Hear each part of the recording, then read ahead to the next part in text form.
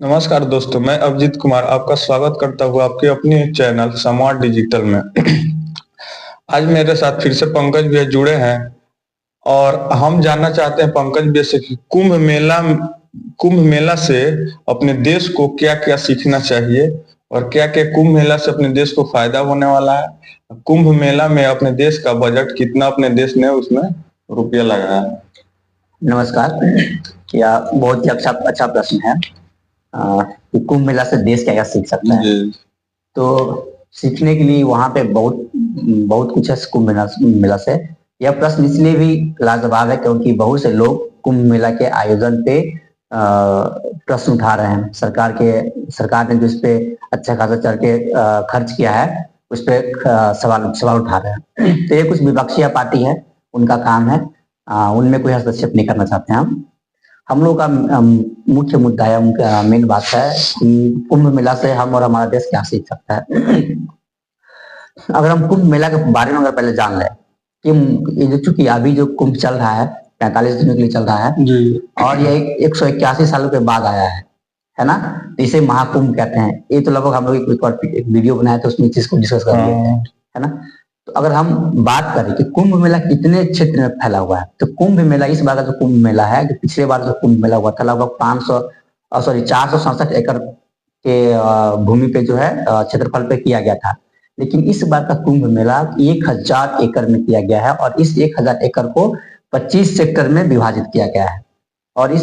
और कुंभ मेला चूंकि इस पे गंगा यमुना और सरस्वती के संगम पे लगा हुआ है ना, तो एक पास दूसरे पर जाने के लिए इस नदी पे इस मेला के दौरान लगभग 31 पीपा पुल बनाए गए हैं।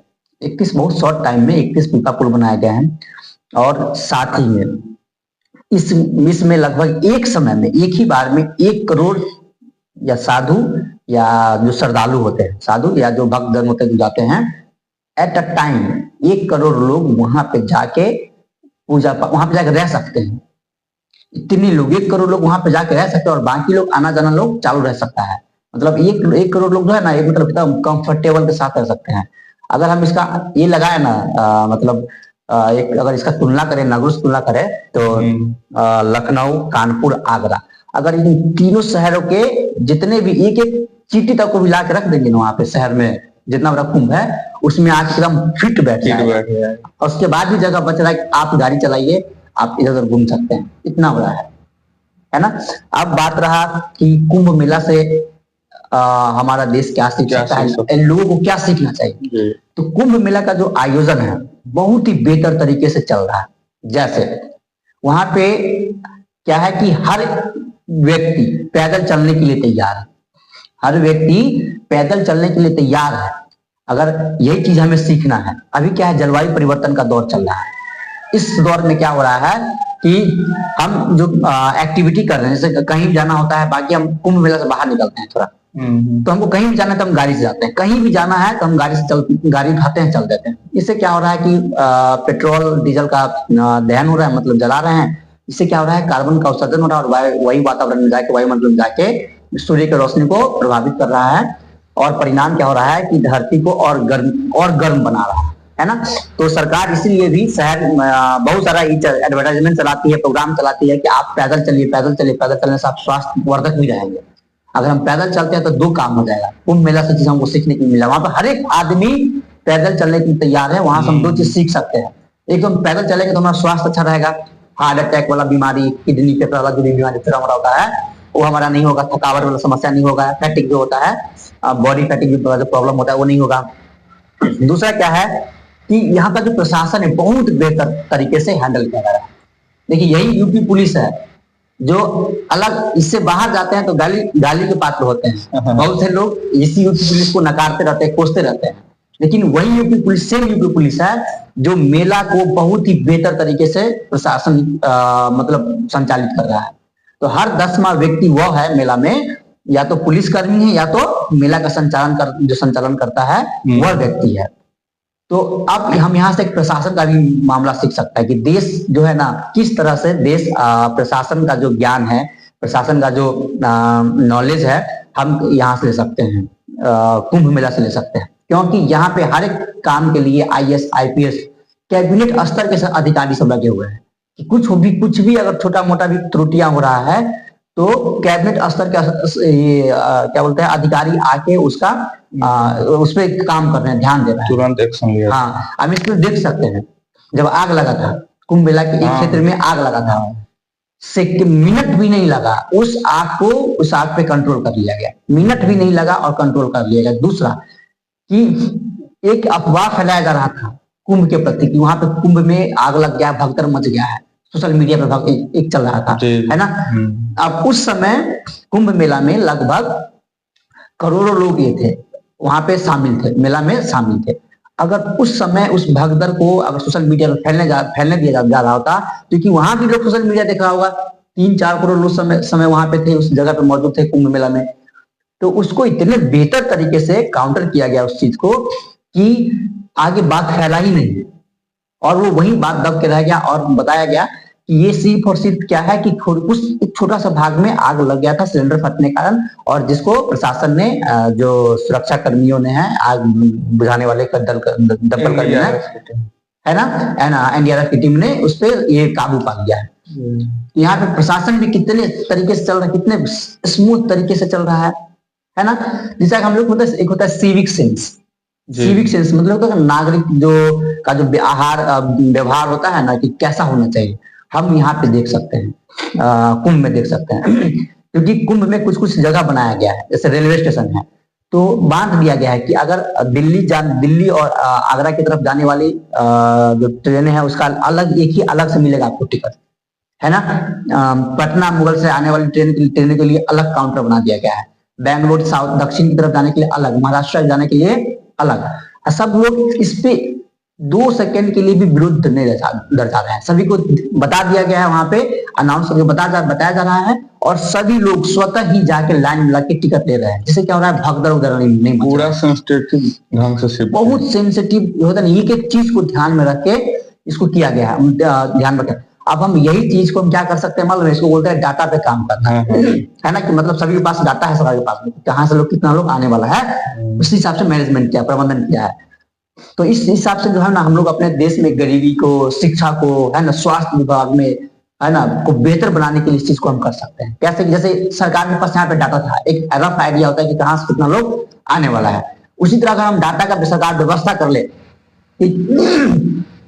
सरकार के पास डाटा होती ही है कि कहाँ पे लोग पढ़ रहा है, कहाँ पे लोग नहीं पढ़ रहा है, वो डाटा तो होता ही है। अगर उस डाटा को अगर इस तरह से लागू करें जिस तरह से कुंभ में आयोजन किया जा रहा है, तो देश का गरीबी, जो प्रशासनिक कुरीतियां हैं जो देश में चल रहा है, जो विकृतियां चल रहा है, वो खत्म होने में बहुत समय नहीं लगेगा, है ना। और एक सिविक सेंस जैसे बात के डिसाइड कर दिया गया है कि अगर ये 1 वे है तो उस पर 1 वे ही जा रहा है, गाड़ियां जो है शहर सेम नगर है प्रयागराज, है ना, कुंभ के दौरान और कुंभ के बाद। जब कुंभ नहीं होता है तो लोग एक ही पे 1 वे पे ही दोनों तरफ से आने जाना करते रहते हैं, लेकिन अभी क्या है कि बना दिया गया है, सबको समझा दिया गया है, तो लोग उतना ही कर रहे हैं। प्रशासन को चाहिए क्या कि इसी को, यही चीज जो है लोगों में डेवलप करवाए। ऐसी इसमें सिर्फ और सिर्फ प्रशासन का ही जिम्मेदारी नहीं है, या आम लोगों का ही जिम्मेदारी होता है कि हम लोग, क्योंकि हम लोग भी शहरों में रह रहे हैं तो वहां देख रहे हैं कि हमारा सिविक सेंस कैसा है। हम नियम क्या होता है, जब हम गाड़ी चला रहे होते हैं तो थोड़ा आप सामने वाले का ना पीछे वाला दिखना चाहिए, अच्छा से बोनट दिखना चाहिए, पीछा जो होता है दिखना चाहिए, गैप होना चाहिए जब हम गाड़ी लगाते हैं। लेकिन हमारे शहरों में जाम ही इसीलिए लगता है क्योंकि हम जगह भी थोड़ा भी नहीं छोड़ते हैं, है ना। तो ये चीज हमें सीखना चाहिए। दूसरा कि जो कहीं हम लोग कहीं जाकर बैठ जाते हैं, थूक देते हैं, है ना, कुंभ से हमें ये सीखना चाहिए। कुंभ में क्या हो रहा है कि लोग कहीं भी कुछ भी जो क्या है आलतू फालतू चीज गुटखा खा के, क्योंकि हम लोग जिस क्षेत्र में रहते हैं यहाँ पे गुटखा का प्रचलन बहुत ज्यादा है ना। रेलवे हर एक साल लगभग 1200 से 1800 1600 करोड़ के आसपास में, करोड़ 1200 1600 करोड़ खर्च करती है गुटखा साफ करने के लिए। गुटखा खा के लोग थूक देता है ना, उसको साफ करने के लिए। इसका भी वहां पे बेहतर ध्यान रखा गया है और वहां पे जो भी श्रद्धालु जा रहे हैं, है ना, ऐसा तो नहीं कि वहां पे जो नहीं खाते हैं, सब खाने वाले लोग भी तो जा रहे हैं नहाने के लिए, खाने वाले के तो भगवान है ना। लेकिन उन लोग इस दौरान क्या करते हैं, व्रत नहीं खाते हैं। तो इसी को क्या करना चाहिए कि जो हमारा सिविक सेंस है जो ना खाए, क्योंकि खाने से क्या होता है, एक तो नुकसान ही है, है ना। एक तो थू थू थू थू होता है, दांत खराब होता है, मुंह खराब होता है, अलग बहुत सारा बीमारियां होती है ना।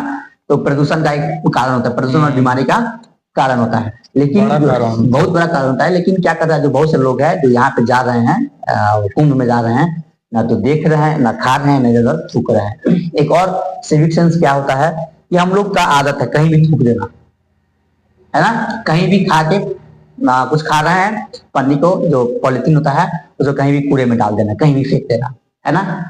यही चीज सेम आदमी है, सेम लोग है, सेम व्यक्तियां हैं, है ना। सेम मर्द और पुरुष से बच्चे हैं। वहां पे जाके गंदगी नहीं फैला रहे हैं। सब कहाँ रख रहे हैं कचरा, जहां जहां कचरा के डब्बा बने हुए हैं वहां वहां रख देते, है ना। तो सिविक सेंस जो हमें क्या है, जो हमें और हमारे देश को महान बनाएगा, है ना, वो सिविक सेंस ही चीज, वही सिविक सेंस ही है। अगर हम सिविक सेंस अपने में डेवलप कर लिए तो हमारा देश स्वतः ही साफ हो जाएगा। एक रिसर्च हुआ था फिलहाल ही, देश में सबसे ज्यादा लोग मर रहे हैं, लगभग 18 लाख से 19 लाख लोग प्रति वर्ष मर रहे हैं अपने देश में, सिर्फ और सिर्फ वायु प्रदूषण के कारण। प्रदूषण सिर्फ वायु प्रदूषण के कारण बोले, जल प्रदूषण का तो हम लोग बात ही नहीं कर रहे हैं।